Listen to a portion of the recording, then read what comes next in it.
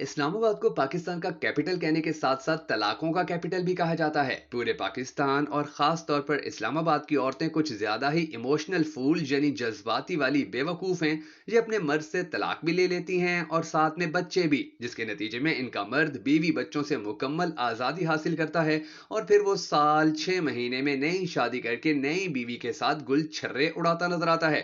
جبکہ دوسری جانب یہ ایموشنل فول عورتیں اپنی ساری زندگی ایسے شخص کی اولاد پالنے میں برباد کر دیتی ہیں کہ جس مرد نے نہ صرف طلاق کی صورت میں انہیں داغدار بھی کیا ہوتا ہے بلکہ ان کے غرور کو بھی توڑا ہوتا ہے، ان کے خوابوں کا قاتل ہوتا ہے، ان ساری امیدوں کا گلا گھونٹنے والا سفاک ہوتا ہے کہ جو امیدیں وہ عورت بچپن سے ہی اپنے اندر پروان چڑھا رہی ہوتی ہے۔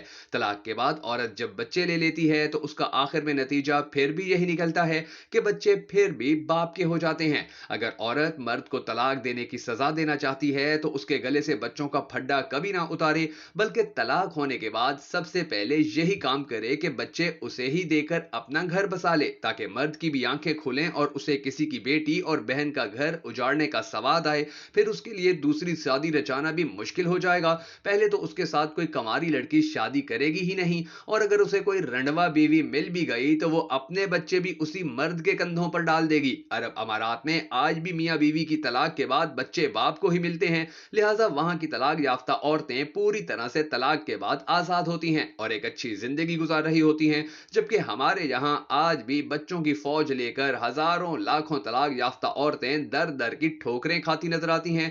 ہماری بہت سی عورتیں تو کئی بچوں کو پالنے کے لیے لوگوں کے جھوٹے برتن اور واش روم تک دھوتی نظر آتی ہیں، اور کئی تو ایسی ہیں کہ جو دفاتر میں ٹکے ٹکے کے بندوں کی گالیاں کھاتی ہراسمنٹ کا شکار ہوتی نظر آتی ہیں، اور کئی بدقسمت عورتیں کوٹھوں کی زینت بنی نظر آتی ہیں۔ سو طلاق یافتہ عورتوں میں سے کوئی 10% ہی ایسی عورتیں پائی جاتی ہیں کہ جو بچوں کے ساتھ طلاق کے بعد بھی عزت کی زندگی بسر کر رہی ہوتی ہیں، ورنہ 90% عورتیں تو ذلیل ہی ہو رہی ہوتی ہیں اور مرد کو رتی برابر بھی کوئی پچھتاوا نہیں ہوتا، اور بھلا اسے پچھتاوا ہو بھی کیوں، اس پر کون سا کوئی بوجھ ہوتا ہے، وہ تو طلاق دے کر آزاد ہو جاتا ہے۔ ذلیل ہوتی ہے تو عورت ہوتی ہے اور ہونا بھی چاہیے۔ جب اللہ نے اولاد باپ کو دینے کا حکم دیا ہے تو یہ اللہ کے حکم پر اپنے جذبات کو کیوں غالب لے آتی ہے؟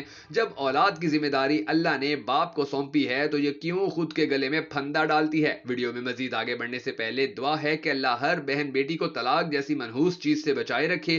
اگر آپ بھی ہم سب کے ساتھ مل کر اس صدقہ جاریہ دعا میں شامل ہونا چاہیں تو کمنٹ سیکشن میں آمین لکھ کر ہماری اس ویڈیو کو لائک اور شیئر ضرور کر دیجیے گا۔ میں ہوں شکیل حیدر اور آپ دیکھ رہے ہیں آپ کا پسندیدہ چینل بھکھر نیٹ ورک ویڈیوز۔ ناظرین گرامی، 2019 میں وائس آف امریکہ نے اپنی ایک رپورٹ میں کہا تھا کہ پاکستان میں طلاق کی شرح میں لگاتار اضافہ دیکھنے میں آ رہا ہے۔ صرف وفاقی دارالحکومت اسلام آباد میں 16 ماہ کے دوران 1048 جوڑوں میں طلاقیں ہوئیں، جن میں سے 414 خواتین نے خود خلا حاصل کیا تھا۔ قانونی ماہرین کا کہنا ہے کہ عام لوگوں میں برداشت کی کمی اور اپنی خواہشات کو سب سے مقدم سمجھنے کی وجہ سے طلاق کی شرح میں اضافہ ہو رہا ہے۔ اسلام آباد کی ضلعی انتظامیہ کے ریکارڈ کے مطابق سال 2018 کے دوران صرف اسلام آباد کے شہری علاقوں میں 789 طلاقیں رجسٹر ہوئیں۔ ان میں سے 316 خلا کے کیسز تھے جن میں خواتین نے عدالتوں سے ڈگری حاصل کی اور پھر ثالثی کونسل میں کیس آئے، لیکن یہاں بھی میاں بیوی کا آپس میں اتفاق نہ ہو سکا اور بالآخر طلاق ہو گئی۔ اسی سال 427 مردوں نے اپنی بیویوں کو طلاقیں دیں۔ 2019 کے پہلے 4 ماہ کے دوران وفاقی دارالحکومت میں طلاق کے 269 کیسز رجسٹر ہوئے، جن میں سے 98 خواتین نے خلا لے لیا۔ طلاق کی شرح ارینج میرج کے مقابلے میں لو میرجز میں زیادہ دیکھنے میں آتی ہے۔ اس کی بڑی وجہ جذباتی فیصلے کے بعد زندگی کی مشکل حقیقتوں کو تسلیم کرنا ہوتا ہے، جو بہرحال ایک مشکل کام ہے۔ شادی سے پہلے لو میرج کے لیے لڑکا اور لڑکی کی ملاقاتیں بہت مختصر ہوتی ہیں، جن میں وہ صرف ایک دوسرے کے حوالے سے مثبت باتیں ہی جانتے ہیں، لیکن شادی کے بعد مستقل ساتھ رہنے پر ایک دوسرے کے منفی پہلو بھی ان پر عیاں ہوتے ہیں۔ زیادہ تر جوڑے اس صورتحال میں صبر اور برداشت کا مظاہرہ کرتے ہوئے ایک دوسرے کی کمی کو مل کر پورا کرنے کی کوشش کرتے ہیں، لیکن بعض ان سب سے گھبرا کر طلاق کے راستہ پر چل پڑتے ہیں۔ طلاق کی ایک دوسری بڑی وجہ میاں بیوی کا شادی سے پہلے ایک دوسرے سے بڑی امیدیں وابستہ کرنا ہے۔ اکثر جوڑے ایک دوسرے پر امیدیں باندھ لیتے ہیں اور پھر جب عملی زندگی میں یہ توقعات پوری نہیں ہو پاتی تو طلاقیں ہو جاتی ہیں۔ آپ کے نزدیک پاکستان میں طلاقوں کی سب سے بڑی وجہ کیا ہے؟ کمنٹ سیکشن میں اپنی قیمتی رائے کا اظہار ضرور کیجیے گا۔ ہمارے ہاں تو بعض اوقات بہت چھوٹی چھوٹی باتوں پر بھی طلاق دیکھنے میں آئی ہے۔ بعض اوقات صرف بعض بیویاں اس بات پر خلا لینے کے لیے آ جاتی ہیں کہ ان کا شوہر शौहर उन्हें घुमाने फिराने के लिए नहीं लेकर जाता या फिर उनके जाती अखराजात के लिए पैसे नहीं देता। इस्लामाबाद मुलाजमत पेशा लोगों का शहर है और यहाँ रहने वालों की आमदन महदूद होती है, और ऐसे में जब शौहर से पूछा जाता है तो उसका कहना होता है कि वो बीवी के मुतालबात पूरे करने की पोजीशन में नहीं है। इसकी वजह से दोनों के दरमियान नाचाकी बाज़ औक़ात इतनी बढ़ जाती है कि फिर तलाक में ही इनको अपनी बका नजर आती है। इस सारे अमल में सबसे ज्यादा मुतासिर होने वाला फरीक बच्चे होते हैं। बाज़ औक़ात 3 से 4 बच्चों वाले लोग भी तलाक लेने या देने पहुंच जाते हैं, और ऐसी सूरत में बच्चे माँ के पास रहें या बाप के पास, दूसरे फरीक की कमी पूरी नहीं हो सकती। तलाक की बढ़ती शरह के हवाले से इस्लामाबाद हाई कोर्ट की खातून वकील और तलाक के केसेस लड़ने वाली खातून वकील तैयबा मुमताज कहती हैं कि तलाक के लिए हमारे पास नौजवान जोड़े आते हैं और बाज़ औक़ात ऐसे जोड़े भी आते हैं जो दरमियानी उम्र के होते हैं। तलाक की बड़ी वजह बर्दाश्त की कमी और एक दूसरे पर एतमाद ना होना है। मर्द या खवातीन के शादी के बाद भी किसी दूसरी औरत या मर्द से ताल्लुकात अज़दवाजी जिंदगी के लिए ज़हर कातिल हैं। ऐसे मामलात में दोनों अक्सर दूसरे फरीक को कोई रियायत देने को तैयार नहीं होते। माजी में सोशल स्टेटस को अहमियत नहीं दी जाती थी, लेकिन अब यही मुआशरती फर्क तलाक की बहुत बड़ी वजह है।